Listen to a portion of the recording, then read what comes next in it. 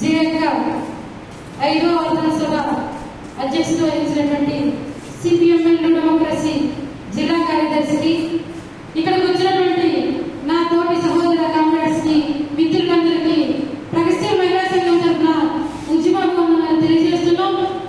శ్రీకాకుళ సాయుధ గిరిజన రైతాంగ పోరాటంలో వెల్లువెత్తుతున్న తరుణంలో శ్రీకాకుళం జిల్లాలో సోంపేట మండలం లక్కవరం గ్రామంలో శ్రీకాకుళం అమరవీరుల బాటలో కామ్రేడ్ శృంగవరపు నరసింహమూర్తి సీతమ్మల రెండవ కుమార్తె అయినటువంటి జయక్క తన ప్రయాణం బాల్యము తన తుది శ్వాస వరకు విప్లవోద్యమానికి అంకితమవుతూ తన బిడ్డల్ని సైతం ఈ అడ్డు లేకుండా ఉద్యమానికి అడ్డు లేకుండా విడిచిపెట్టినటువంటి సంఘటన మన కళ్ళ ముందే తెలుస్తుంది.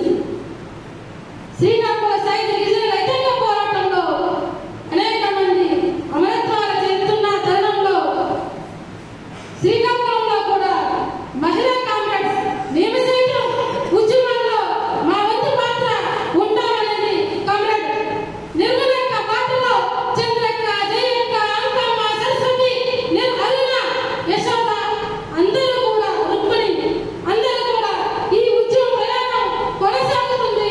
నిజంగా చెప్పాలంటే నక్సల్ బరి శ్రీకాకుళం అమరవీరులకు నివాళులర్పించాలంటే సాయుధ పోరాట ఏజెండాని ఆ రోజు మేము సైతం ఈ సాయుధ పోరాటంలో మేము ముందుకు పోతాము.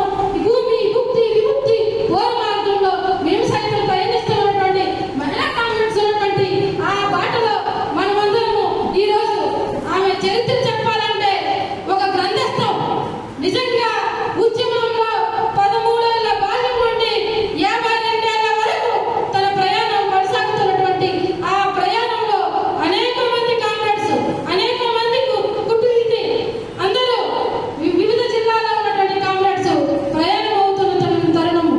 నిజంగా జయక్క కోసం చెప్పాలంటే, శ్రీకాకుళం కోసం చెప్పాలంటే, నక్సల్ బరి కోసం చెప్పాలంటే ఆ బాటలో ప్రయాణిస్తున్నటువంటి మనమందరము వాళ్ళ చరిత్ర తెలుసుకోవాల్సినటువంటి అవసరం ఉన్నది.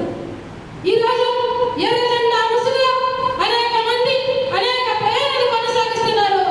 కానీ నేను నా బిడ్డలకు కూడా వదులుకుంటూ విప్లవోద్యమానికి అంకితమైనటువంటి కొద్దిమంది ఉన్న తరుణంలో కామ్రేడ్ జయక్క, చంద్రక్క, నిర్మల అందరూ కూడా మనకు కనిపిస్తున్నారు.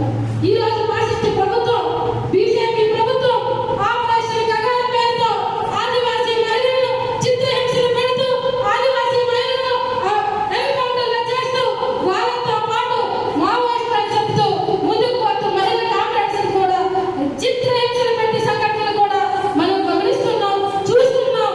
ఆ చిత్రహింసలు పెట్టినటువంటి ఘటనలు మన కళ్ళ ముందే కనిపిస్తున్నాయి. నిజంగా శ్రీకాకుళం అమరవీరుల వారసత్వాన్ని పుచ్చుకుంటే ఎక్కడైతే మహిళలకు అన్యాయం జరుగుతుందో, ఎక్కడైతే మహిళలు అంచెలకు గురవుతున్నారో, ఎక్కడికైతే మనం ముందుకు పోతున్నామో ఆ బాటలోనే ప్రయాణం చేయాల్సిన ఆవశ్యకత, అవసరం ఉందనేది ఇచ్చినటువంటి అధ్యక్షత